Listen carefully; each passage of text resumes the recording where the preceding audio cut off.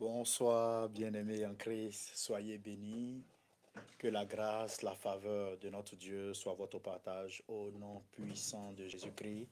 Nous sommes à notre rencontre hebdomadaire, consultons la Bible et nous sommes là, bien-aimés, pour nous interroger sur un certain nombre d'éléments. Et avant toute chose, nous allons recommander ce temps à l'Éternel, notre Dieu. Prions ensemble, bien-aimés. Excellent Père, nous voulons t'honorer, te magnifier, bénir ton Saint-Nom, Papa, pour ce moment de qualité. Daigne le conduire par ton Saint-Esprit. Que tout soit fait pour te glorifier, pour faire connaître notre Seigneur Jésus-Christ et pour ramener les cœurs à toi. Sois élevé, excellent Père, c'est dans le nom de Jésus-Christ que nous avons prié. Amen. Bien-aimés, aujourd'hui, après une lecture biblique, le Seigneur m'a mené à des interrogations que je veux avec vous, je vais vous soumettre et puis ensemble nous allons réfléchir. J'ai lu le passage de 1 Timothée, chapitre 1, le verset 18 à 20. Consultons la Bible. Et je vais lire le passage et vous allez voir ce qui a attiré mon attention. C'est vrai que ce n'est pas la première fois, mais le Saint-Esprit a attiré mon attention là-dessus afin que nous puissions en parler, comprendre et savoir le but, la raison pour laquelle cela, Paul a pu poser cela par écrit. Lisons ensemble 1 Timothée 1, 18, 20. Il est dit: la recommandation que je t'adresse, Timothée, mon enfant, selon les prophéties faites à ton sujet, c'est que d'après elles, tu combattes le bon combat en gardant la foi et une bonne conscience. Cette conscience, quelques-uns l'ont abandonnée et ont ainsi fait naufrage en ce qui concerne la foi. De ce nombre sont Hyménée et Alexandre, que j'ai livrés à Satan, afin qu'ils apprennent à ne pas blasphémer. Amen. Donc l'expression ici, parlant de Hyménée et de Alexandre, Paul dit qu'il les a livrés à Satan. Voilà. Donc ça fait boum dans ma tête et je voulais qu'on en parle. Je vais parcourir aussi 1 Corinthiens chapitre 5, le verset 1 à 13, et puis Matthieu chapitre 18, le verset 15 à 17.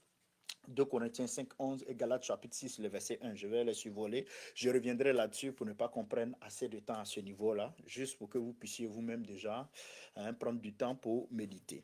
Donc la thématique de ce jour, consultons la Bible, c'est livrer à Satan. Est-ce une condamnation définitive ou une discipline pour conduire la personne à la restauration? C'est la question que je me pose et que je vous pose. Voyez-vous. Donc, ensemble, essayons de réfléchir. Et nous voyons bien aimé que l'expression livrer quelqu'un à Satan euh, peut sembler vraiment un peu dure, une déclaration forte et difficile que l'apôtre Paul a pu faire. Voilà, celui-là qui prône la grâce, celui-là qui prône l'amour. Hein. Donc, cela peut susciter plusieurs interrogations. Entre autres, Paul avait-il le pouvoir de maudire quelqu'un? Une question. Une autre. Cette personne était-elle définitivement condamnée lorsqu'elle est livrée à quelqu'un? Une troisième. Cela signifiait-il souhaiter la mort de la personne? Une quatrième.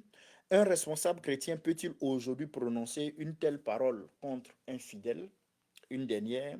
Quel est le véritable objectif de la discipline dans l'Église? Donc, vous voyez qu'il est l'aspect discipline dans l'Église apparaît. Donc nous allons voir livrer quelqu'un à Satan, discipline dans l'Église, on verra dans la réflexion le lien selon les écrits bibliques. Bien aimé, il y a une vérité importante ici qu'il faut soulever et je vous la présente.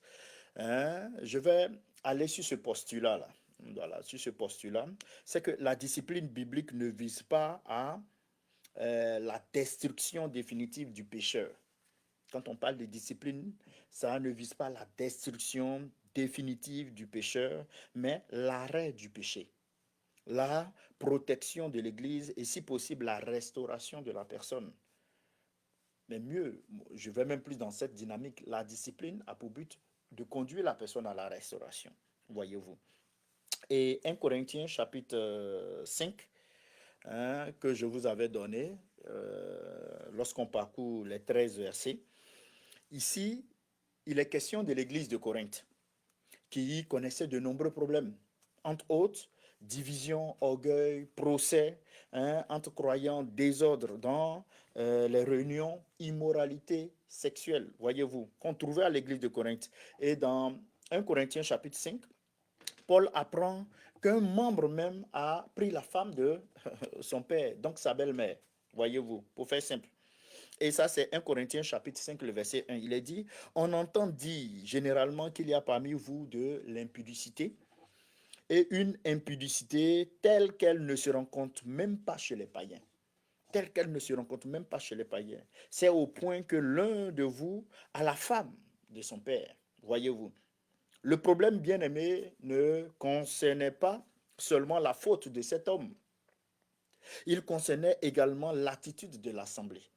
La faute de l'homme, oui, aussi l'attitude de l'assemblée. Et c'est en cela qu'on arrive au verset 2 de 1 Corinthiens chapitre 5 qui dit ceci, « Et vous êtes enflés d'orgueil, et vous n'avez pas été plutôt dans l'affliction, afin que celui qui a commis cet acte fût ôté du milieu de vous. » Celui qui a commis cet acte fut ôté du milieu de vous. Tout simplement parce que cette communauté-là, cette église-là, semblait pas être attristée aucunement par l'action de cette action qui était menée et qui était vécue en leur sein. Elle tolérait les situations publiques et persistantes alors que cette conduite contredisait clairement l'évangile. Donc, ils avaient des pratiques, comme j'ai cité, l'orgueil, l'impudicité. Ils toléraient cela. Ils toléraient cela. Cela est su, ils tolèrent. Voyez-vous. Donc ici, il y a une dimension importante qu'il faut relever. Elle est celle-ci, c'est que Paul ne parle pas ici d'un croyant qui lutte ou d'un croyant qui reconnaît sa faiblesse ou d'un croyant qui cherche sincèrement à changer. Aucunement. Paul ici traite le cas d'une personne qui persiste ouvertement dans le péché. Surtout, je peux me permettre de dire un péché grave, sans repentance, tout en continuant à se présenter comme un membre de l'Église, voilà, qui vit vraiment dans le désordre, mais qui se présente comme un membre de l'Église. Donc, il existe là une différence entre trois éléments que je vais évoquer. Le premier élément, c'est que c'est de tomber dans un péché et de désirer se relever. C'est différent. Deux, lutter contre une faiblesse. C'est aussi différent de choisir de vivre délibérément dans le péché en refusant toute correction. Donc vous voyez que ça fait trois cas spécifiques. Certaines personnes sont tombées dans le péché et désirent se relever. Il y a d'autres qui luttent contre une faiblesse. C'est répété, c'est répété, c'est répété. Et il y a d'autres qui sont dans le péché, mais pas de problème pour elles. Elles s'accommodent de ce péché-là.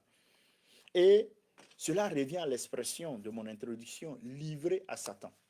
Qu'est-ce que c'est? Paul a souligné cela, parlant de Hyménée, parlant d'Alexandre, qu'il est livré à Satan pour ne pas qu'il continue à blasphémer. Voyez-vous donc, essayons d'avoir une définition selon les écrits de Paul. Que signifie livrer à Satan?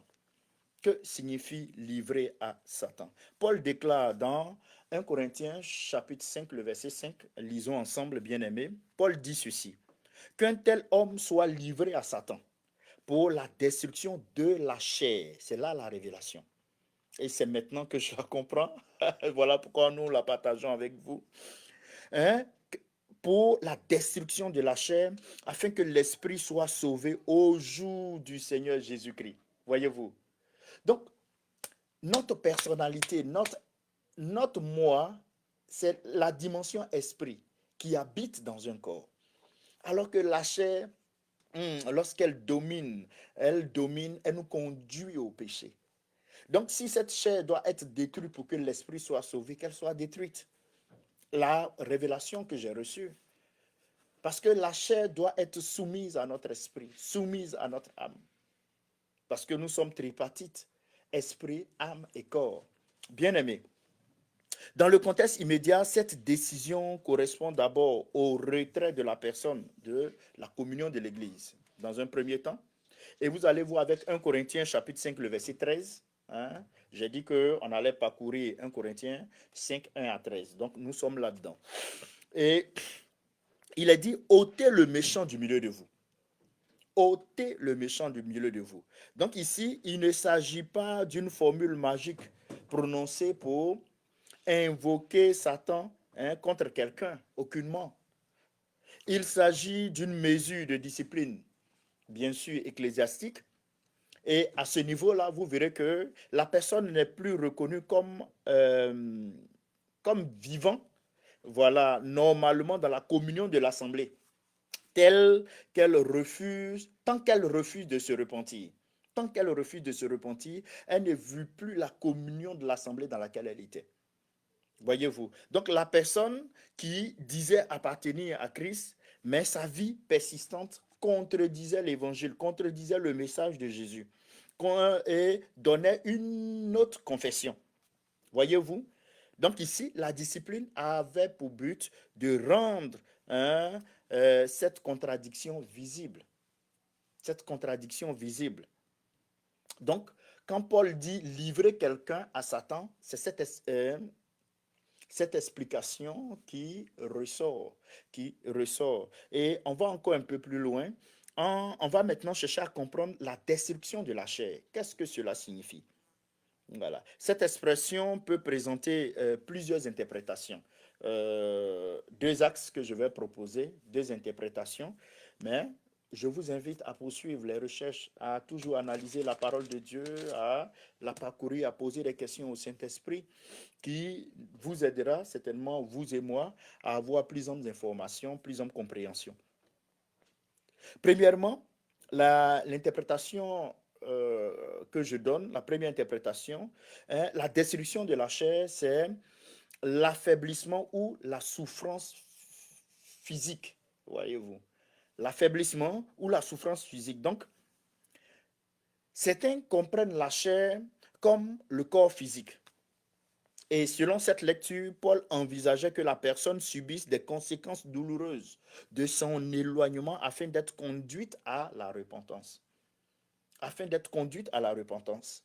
Et le Nouveau Testament montre parfois un lien particulier entre une conduite grave et une discipline corporelle de Dieu.